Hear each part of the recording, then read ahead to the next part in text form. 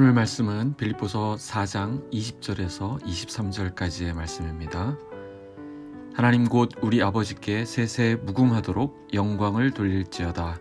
아멘. 그리스도 예수 안에 있는 성도에게 각각 문안하라. 나와 함께 있는 형제들이 너희에게 문안하고 모든 성도들이 너희에게 문안하되 특히 가이사의 집 사람들 중 몇이니라. 주 예수 그리스도의 은혜가 너희 심령에 있을지어다. 아멘. 오늘 본문 말씀은 바울이 빌립보서를 마치면서 마지막으로 했던 인사말입니다. 20절에서 바울은 편지를 마치면서 하나님께 영광 돌리는 것을 잊지 않습니다.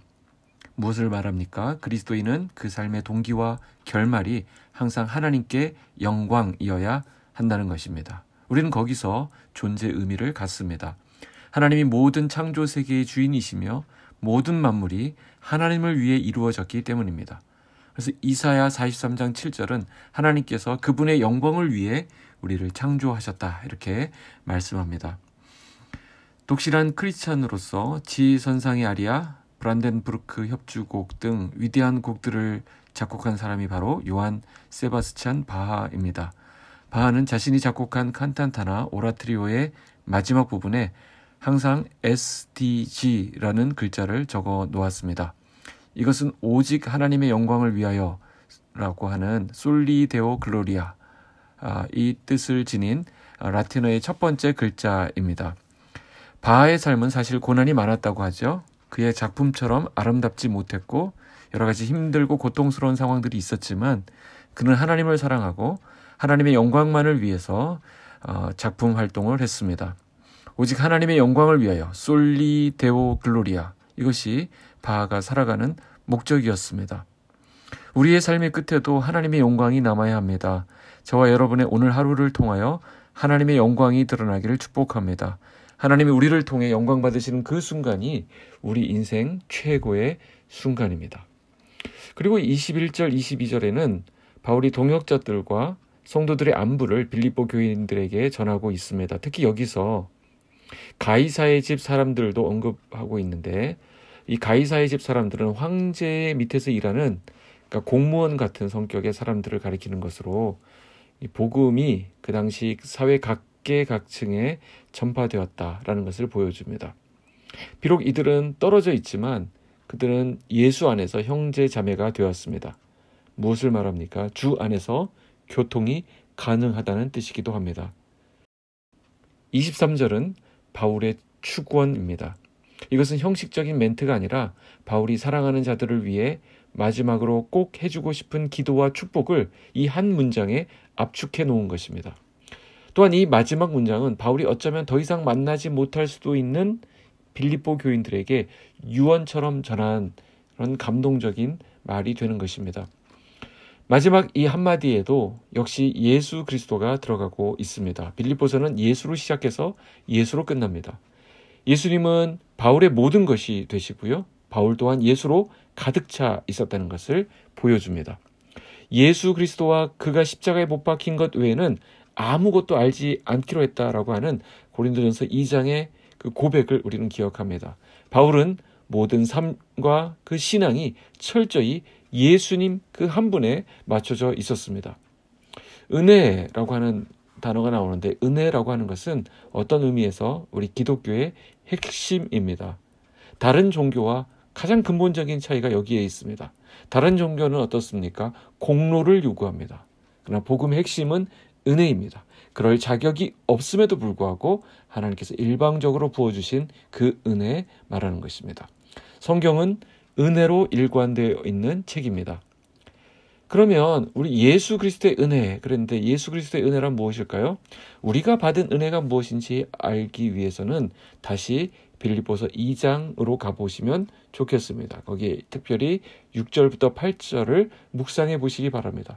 거기에 보면 예수님이 우리에게 어떤 은혜를 베푸셨는지 잘 설명되어 있습니다. 예수님은 어떤 분이십니까? 하나님과 동등된 분이시지만 그 동등됨을 취할 것으로 여기지 않으셔서 우리를 위해 스스로 낮아지셨습니다. 그리고 십자가에서 죽으셨습니다. 이것이 은혜죠. 인간이 요청해서가 아닙니다.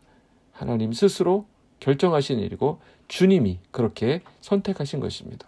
우리 인간에게 어떤 자격이 있어서가 아니라 하나님 편에서 그냥 호의를 베푸신 것입니다. 이 은혜가 바로 구원의 시작이고 구원을 완성시키는 유일한 근거가 되는 것입니다.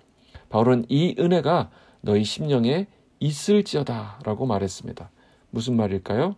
그러한 놀란 은혜를 너희가 경험했다고 한다면, 또한 그의 은혜로 너희 심령을 지켜주신다면 앞으로 어떤 일이 일어나도, 무슨 일이 일어나더라도 문제될 것 없다라고 하는 뜻으로 말하고 있는 것입니다. 바울은 이 서신서를 끝맺으면서 은혜보다 더 중요한 말은 그 어떤 다른 말도 없다라고 생각했던 것 같습니다. 이것은 우리에게도 마찬가지입니다. 우리가 수많은 연약하고 부족한 문제를 가지고 또한 불확실한 미래를 살아가고 있지만 이 주님의 은혜에 우리를 부탁하는 수밖에 없습니다. 어떤 의미에서 주님의 은혜를 인식하지 않거나 그것을 필요로 하지 않거나 자기의 힘으로, 내 힘으로 살아보겠다고 한다는 것은 그것이 바로 교만이고 불신앙입니다. 그러므로 우리는 우리의 연약함과 부족함 앞에서 주님의 은혜에 나를 부탁합니다 하면서 살아가야 한다는 것입니다. 은혜가 우리 사랑하는 빛소금 성도들의 오늘 하루 가운데 충만히 함께 하시기를 축복합니다. 기도하겠습니다. 존귀와 영광을 받으시기 합당하신 하나님 아버지, 오늘 우리에게 말씀의 은혜를 베풀어 주시니 감사합니다. 예수님의 핏값으로 거저 은혜로 구원받은 우리들입니다. 우리의 남은 생이 하나님께 영광 돌리는 생이 될 수 있도록 인도하여 주시옵소서. 하나님을 내 삶의 주인으로, 내 삶의 중심으로 여기게 하시고 일상생활 속에서도 작은 것에도 감사하게 하여 주시옵소서. 신령과 진정으로 예배드리며 겸손하게 하나님 말씀에 순종하는 우리들이 되게 하여 주시옵소서. 하나님, 우리의 삶이 주님께 영광되는 삶이 되게 하시고 주님이 기뻐하시는 삶, 주님의 제자다운 삶, 진정한 그리스도인다운 삶을 살아가게 하여 주시옵소서. 우리 인생이 하나님의 은혜로 유지되는 인생임을 겸허하게 인정하게 하시고 어떤 상황과 어떤 어려움 속에서도 주님 안에서 소망이 넘치게 하여 주시옵소서. 말씀과 기도와 또 묵상을 통하여 주님께 더 가까이 나아가는 우리 빛소금 성도들 되게 하여 주시고 주님의 임재를 경험하며 주님의 뜻대로 사는 귀하고 복된 날 되게 하여 주시옵소서. 예수님의 이름으로 기도하옵나이다. 아멘.